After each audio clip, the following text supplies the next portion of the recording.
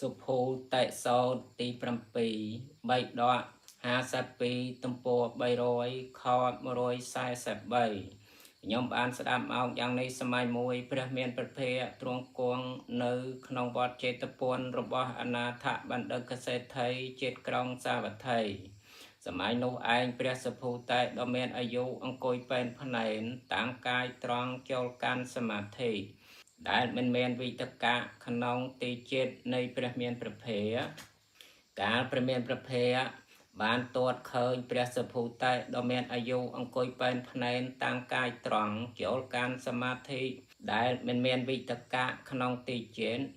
លោកព្រះមានព្រះភ័ក្ត្រទ្រង់ជ្រាបសេចក្តីនោះហើយទៅទ្រង់បន្លឺឧទាននេះក្នុងវេលានោះថាវិតកៈទាំងឡាយដែលអរិយបុគ្គលណាបានកំចាត់បងហើយសម្រេចហើយដោយប្រពៃក្នុងសន្តានឥតមានសេះសល់មិនសម្គាល់រូបព្រោះកន្លងជាការជាប់ជំពាក់នោះអរិយបុគ្គលនោះមិនដល់នៅជាតិព្រោះបានកន្លងយកពធัวទាំង4ហើយជាប់សុភូតេសោតទី7គណិកាសោតទី8ខ 144ខ្ញុំបានស្ដាប់មកយ៉ាងនេះសម័យមួយព្រះមានព្រះភ័ក្ត្រទ្រង់គង់នៅក្នុងវត្តវេលវ័នជាកលន្តកនិវបស្សដ្ឋានជាតិក្រុងរាជក្រឹសសម័យនោះឯងមានមនុស្សពីរពួក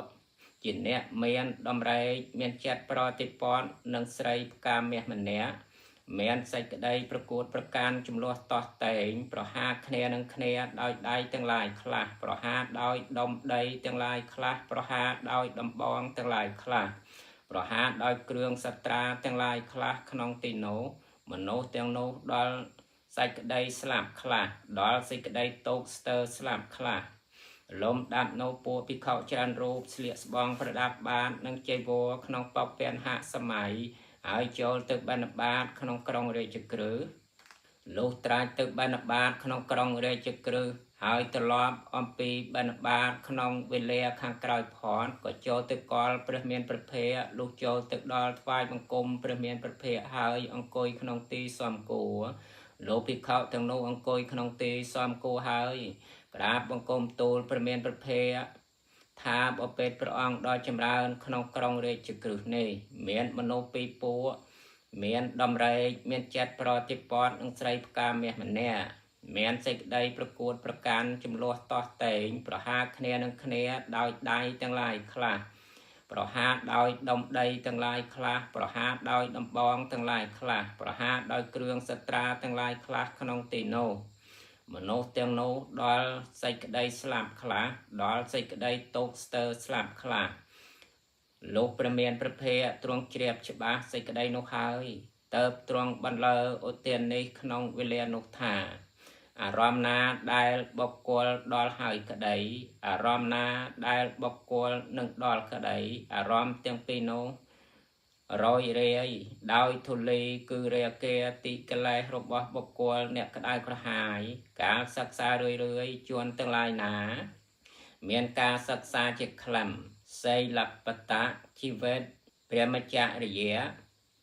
និងការបម្រើជាក្លឹមនេះជាផ្លូវលាមកទី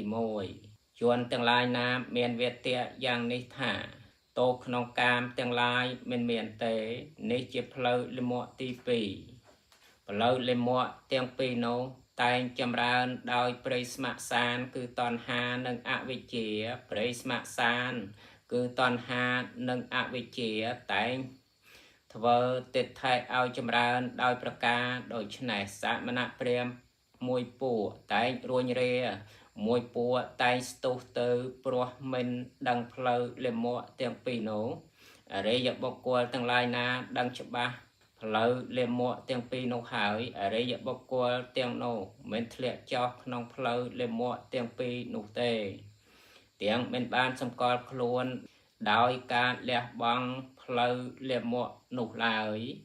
វត្តដាក់របស់ពួកអរិយបុគ្គលនោះមិនមានដើម្បីបញ្ញត្តិទេជាប់គណិកាសោតទី8ឧបាតិសោតទី9 ខ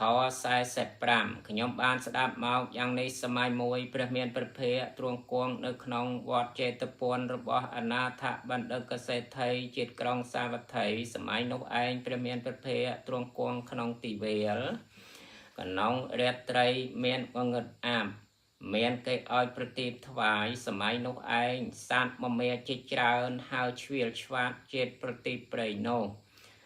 ដល់សេចក្តីមិនចម្រើនគឺតោដល់សេចក្តីវិនះគឺស្លាប់ដល់សេចក្តីមិនចម្រើននិងសេចក្តីវិនះព្រះមានព្រះភ័ក្ត្រទ្រង់បានទាត់ឃើញសត្វមមាច្រើនទាំងនោះហើយឆ្វៀលឆ្វាតចិត្តប្រតិប្រែងទាំងនោះដល់សេចក្តីមិនចម្រើនដល់សេចក្តីវិនះដល់សេចក្តីមិនចម្រើននិងសេចក្តីវិនះលោកព្រះមានព្រះភ័ក្ត្របានជ្រាបច្បាស់សេចក្តីនោះហើយទៅទ្រង់បន្លឺឧទានក្នុងវេលានោះថាសមណៈព្រាហ្មណ៍ទាំងឡាយមិនតាន់បានត្រាស់ដឹងសារធម៌មានសិលជាដើមរមែងប្រកាន់មមតែញ៉ាំងចំណងថ្មីគឺតណ្ហានិងទិដ្ឋិឲ្យចម្រើនរមែងធ្លាក់ក្នុងភ្នក់ភ្លើងគឺភព3ដោយជាសត្វមមេដែលធ្លាក់ចូលក្នុងអណ្ដាតភ្លើងសមណៈព្រាហ្មណ៍មួយពួកប្រកាន់មមក្នុងរូបដែលឃើញនិងសម្លេងដែលខ្លួនឮហើយជាប់ឧបាតិសោតទី9ឧបជាតិសោតទី10បៃដក52ទំព័រ304ខ146ខ្ញុំបានស្ដាប់មកយ៉ាងនេះសម័យមួយព្រះមានព្រះភ័ក្ត្រទ្រង់គង់នៅក្នុងវត្តចេតពុនរបស់អនាថបណ្ឌិតកសេដ្ឋីជាតិក្រុងសាវត្ថីគ្រានោះព្រះអនន្តដ៏មានអាយុចូលទៅកលព្រះមានព្រះភ័ក្ត្រលុះចូលទៅដល់ក្រាបថ្វាយបង្គំព្រះមានព្រះភ័ក្ត្រហើយអង្គុយក្នុងទីសមគួរលោកព្រះអនន្តដ៏មានអាយុអង្គុយក្នុងទីសមគួរហើយបានក្រាបបង្គំទូលព្រះមានព្រះភ័ក្ត្រថាបបិទ្ធព្រះអង្គដ៏ចម្រើនព្រះតថាគតទាំងឡាយជាអរហន្តសម្មាសម្ពុទ្ធមិនតាន់កើតក្នុងលោកដរាបណាពួកអន្តរថ័យប្រែពេជៈមានគេធ្វើសក្ការៈគោរពរាប់អានបូជាកោតក្រែងជាអ្នកបានជីវរបិណ្ឌបាតសេនាសនៈគិលានណាបច្ច័យភេសិជ្ជៈបរខាដរាបនោះបបិទ្ធព្រះអង្គដ៏ចម្រើនកាលណាបើព្រះតថាគតទាំងឡាយជាអរហន្តសម្មាសម្ពុទ្ធកើតឡើងក្នុងលោកពួកអន្តរថ័យប្រែពេជៈដែលមិនមានគេធ្វើសក្ការៈ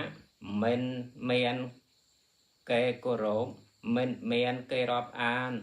មិនមានគេបូជាមិនមានគេកោតក្រែងទាំងមិនបានជីវរបិណ្ឌបាតសេនាសនៈគិលានបច្ច័យភេសិជ្ជៈបរខាក្នុងកាលនោះបបិទ្ធព្រះអង្គដ៏ចម្រើនឥឡូវនេះព្រះមានព្រះភ័ក្ត្រព្រះអង្គមានគេធ្វើសក្ការៈគោរពរាប់អានបូជាកោតក្រែងបានជីវរបិណ្ឌបាតសេនាសនៈគិលានបច្ច័យភេសិជ្ជៈបរខាទាំងភិក្ខុសង្ឃក៏ដូច្នោះដែរ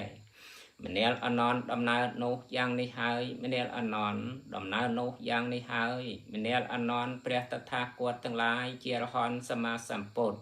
មិនតាន់កើតឡើងក្នុងលោកដរាបណាពួកអន្តរថ័យប្រែពេជៈទាំងឡាយដែលគេធ្វើសក្ការៈគោរពរាប់អានបូជាកោតក្រែង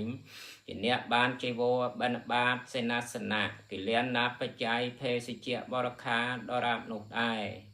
មនាលអនន្តកាលណាបើព្រះតថាគតទាំងឡាយជាអរហន្តសម្មាសម្ពុទ្ធកើតឡើងក្នុងលោកពួកអន្តរថ័យប្រែពេជៈ